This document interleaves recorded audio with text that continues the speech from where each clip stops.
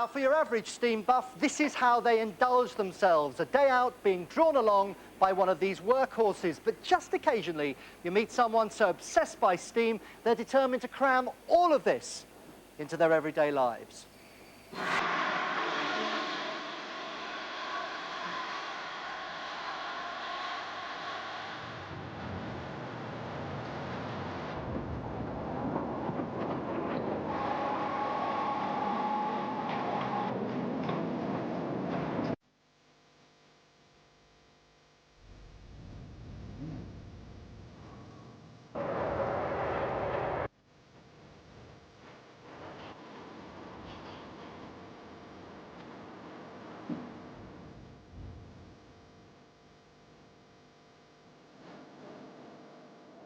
Mel, when did you first realise that it had really got you big time, this collector's bug? I was a very young boy. My father always made sure I had a model railway. And then in about 1950, he bought me a Hornby double electric set, and that really hooked me. My father was on the railway, and his brother, my Uncle Fred, was on the railway. And yes, it was passed through to me. I was quite energetic as a young boy, used to go train spotting, very, very enthusiastic.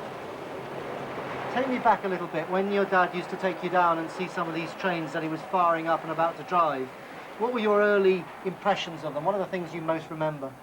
Colossal monsters, you know, power, steam, the power of steam, fantastic, you know, really fantastic. You're one of the few people who are able to combine business with pleasure. Oh, most definitely, yes. And you've created a themed hotel around your railway obsession. Yes. How did that happen? Well, we moved in here about 12 years ago and always had a model railway, always been collecting railways.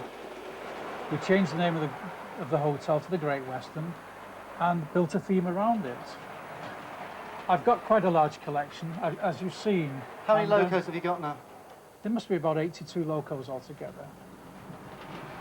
This loco that is going round at the moment, I think I'm right in saying it dates back from the 30s, isn't it? Yes, this is a Hunt for Bassett Loud. Mr. Hunt built them for Bassett Loud. He used to make about 7 to 10 locos a year for Bassett Loud. Very nice locos, very sought after today as a collector's item. And that would be back to about 1937, this loco you see running around. But it's interesting that it's quite clear from looking at this layout that attention to detail seems to be absolutely the centre of your interest. The detail make a layout. Without the detail, you're just looking at trains going round and round. You've got to have a beginning and an end. I mean, most of the railway layouts you see are just one mass of lines. Not all, but one mass of lines. And it's nice to have a farmyard, a village, a station, as you would do in real life. Compared to your ambitions in terms of miniatures, this is quite small, really, isn't it? Oh yeah, very much so, yes.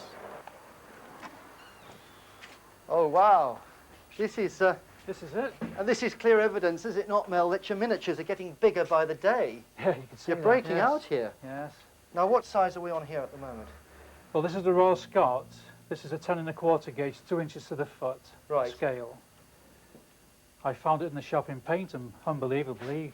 I just couldn't believe my eyes. But what's quite clear from looking at this is that although she's stripped down, she really is a miniature of the real thing. She's a miniature of the real thing.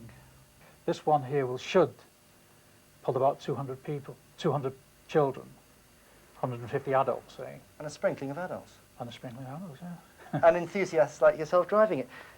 Are you really going to say, well, this is as big as I want to get, or are you going to get the real thing in the back of your garden one day? The real thing?